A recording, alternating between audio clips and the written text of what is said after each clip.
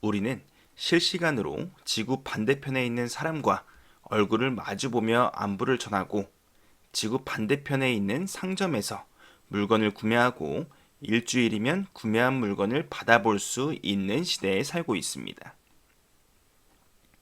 하지만 150년 전까지만 하더라도 인간은 안부를 전하는 편지 하나를 전달하기 위해 빠른 말의 발을 빌려서 며칠 혹은 몇 달이라는 시간을 기다려야 했고, 정말 급한 상황에서는 봉화를 이용해 몇 시간 만에 간단한 상황 정도만 주고받았었습니다. 그런데 1876년 벨이 전화를 발명하고 특허를 신청하면서 상황은 완전히 뒤바뀌게 되었습니다. 현재 우리는 전화통신을 넘어 광통신을 통해 1초 미만이라는 시간 동안 아주 먼 다른 나라까지 많은 정보를 보낼 수 있으며, 여러분들은 이 광통신을 이용해 전 세계에 있는 유저들과 실시간으로 온라인 게임을 즐기고 있죠. 그리고 인공위성을 활용하여 우리는 지구 반대편에 있는 사람과 실시간으로 대화를 하고 그 지역에서 어떤 일이 일어나고 있는지 바로바로 영상을 확인할 수 있습니다. 그렇다면 이러한 통신의 발달로 인간의 생활 양식은 어떻게 바뀌게 되었을까요? 먼저 정보와의 실현이 가능해졌습니다. 과학기술의 발달로 인해 컴퓨터, 인터넷, 인공위성 등을 활용해 신속하고 정확하게 정보를 수집하는 것이 가능해졌죠.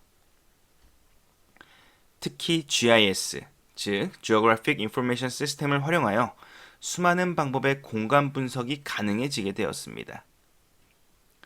이 GIS는 공간 정보 자료를 수치화하여 컴퓨터에 입력 및 저장하고 사용자의 요구에 따라서 분석 및 가공하여 다양한 분야에 활용하는 것을 말합니다. 이 말이 조금 어려울 수 있는데 쉽게 이야기하자면, 여러분들이 치킨집을 창업한다고 했을 때 어느 지역에 창업하면 좋을지 객관적으로 분석해주는 시스템이라고 생각하시면 됩니다. GIS를 통한 입지 분석 중 가장 많이 활용되는 것이 바로 중첩 분석입니다. 중첩 분석은 서로 다른 정보가 입력되어 있는 지도들을 하나로 합쳐 최적의 입지를 찾아내는 것을 말하는데요.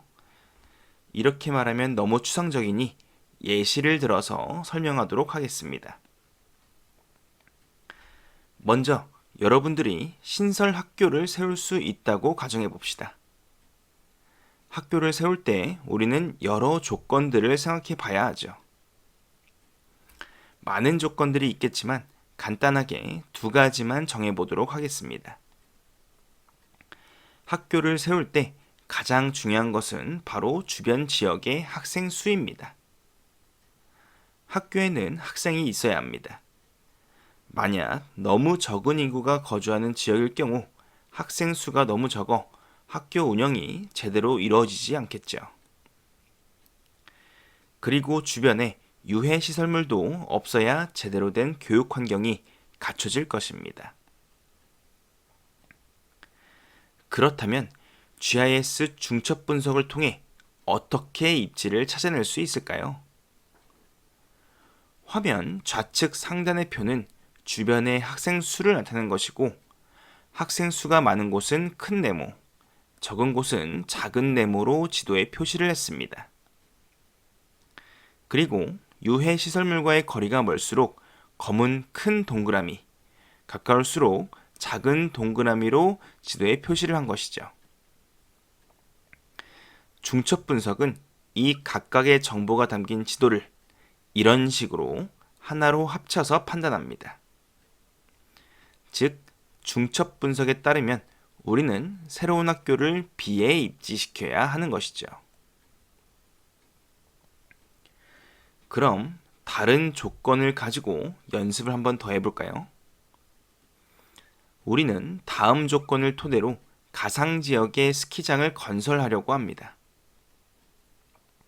하단 좌측부터 연 적설량, 사면의 방향, 삼림 밀도, 그리고 스키장 후보지가 표시되어 있고 지도 가운데의 굵은 선은 고속국도를 나타낸 것입니다. 조건에 따르면 연 적설량은 50cm 이상이 되어야 하기 때문에 스키장 후보지 중 C는 탈락하게 됩니다.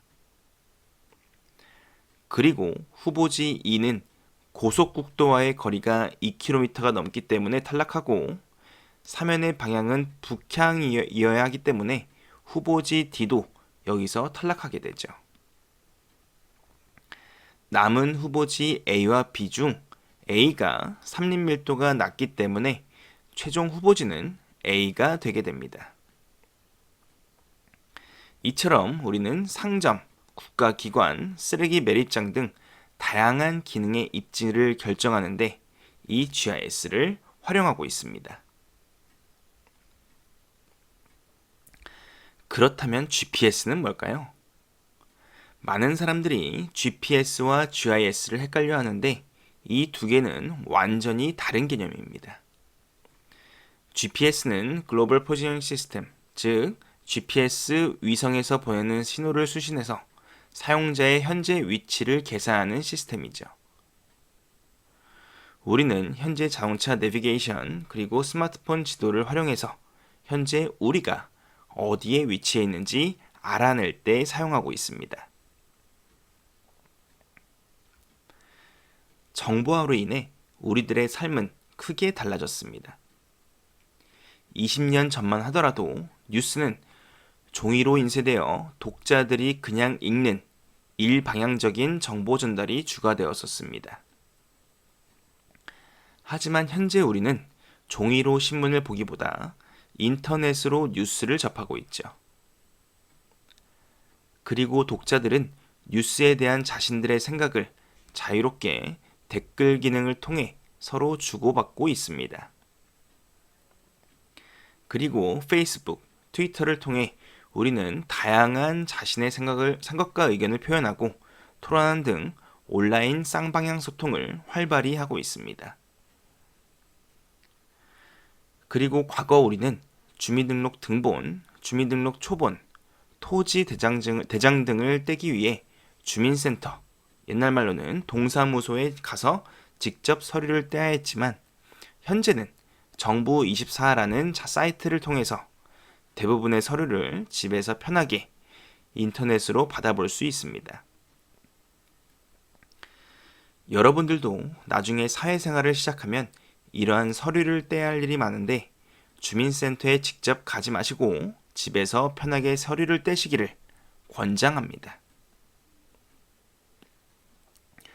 그리고 여러분들 고등학교 학교생활 기록부도 졸업 후 가끔 뗄 일이 있을 텐데 학교 행정실을 방문하기보다 대전광역시 나이스 사이트에 접속하여 집에서 편하게 받아보시는 것을 추천합니다. 경제 분야에 있어서는 전자상거래 발달이 크게 이루어졌는데 수많은 인터넷 쇼핑몰, TV 홈쇼핑 등 다양한 매체를 통해 우리는 직접 상점에 가지 않고도 자신이 원하는 수많은 물건을 쉽게 찾고 편하게 집에서 받아볼 수 있습니다.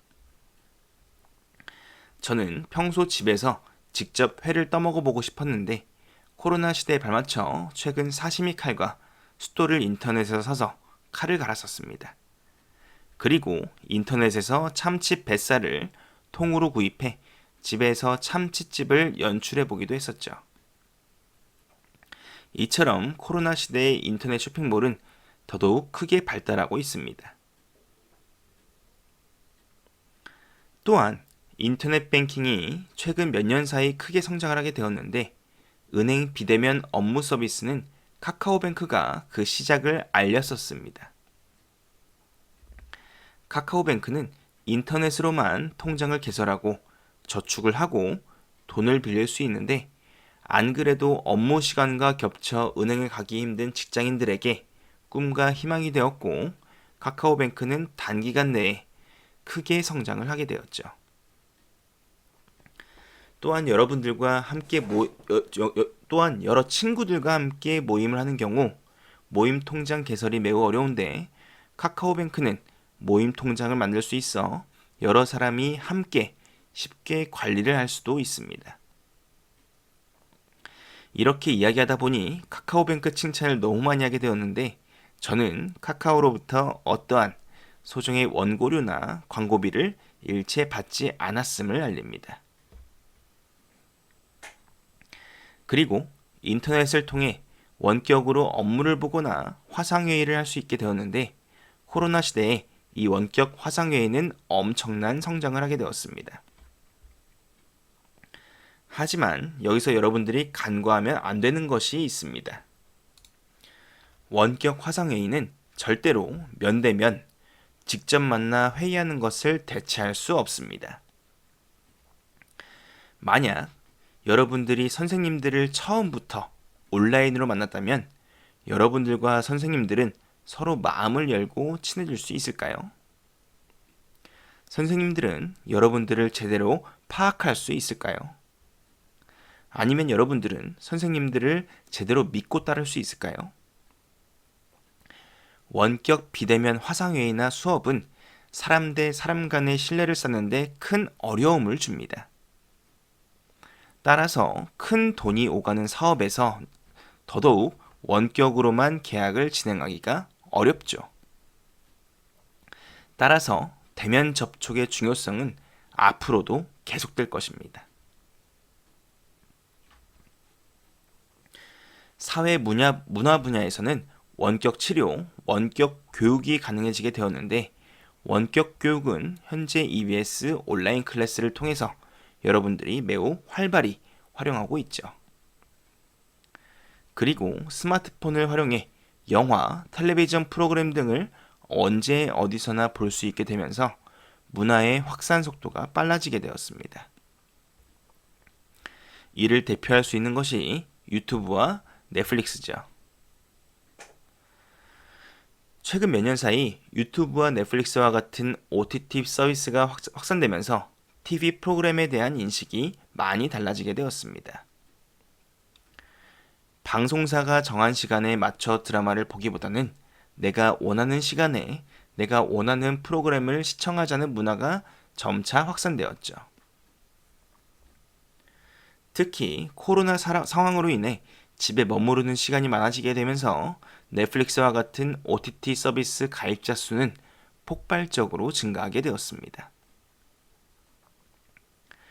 코로나는 TV 프로그램에만 영향을 미친 것이 아닙니다. 코로나는 영화 산업에도 큰 변화를 일으켰는데요. 코로나가 확산되기 전 영화는 영화관에서 보는 것이 당연했었습니다. 하지만 코로나 이후 영화관 산업은 쫄딱 망하게 되었죠.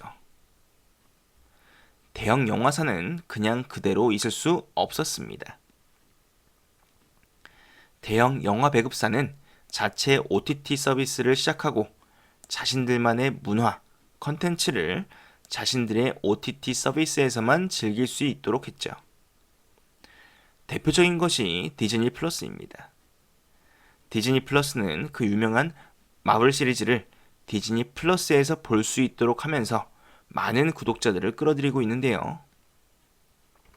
이 디즈니는 영화도 영화관이 아닌 자신들의 OTT 서비스인 디즈니 플러스에서 개봉을 해버렸습니다. 문화 산업의 패러다임이 코로나로 인해서 완전히 바뀌어 버리게 된 것이죠. 정보화는 우리에게 편리한 삶, 무궁무진한 발전 가능성을 가져다 주었지만 한편으로는 수많은 문제점을 야기하기도 합니다. 가장 대표적인 것이 인터넷 중독이죠. 과도한 컴퓨터 사용 및 스마트폰 사용, 게임 중독 등으로 인해 대면적 인간관계의 약화로 일상생활에 지장을 초래하는 경우가 많습니다.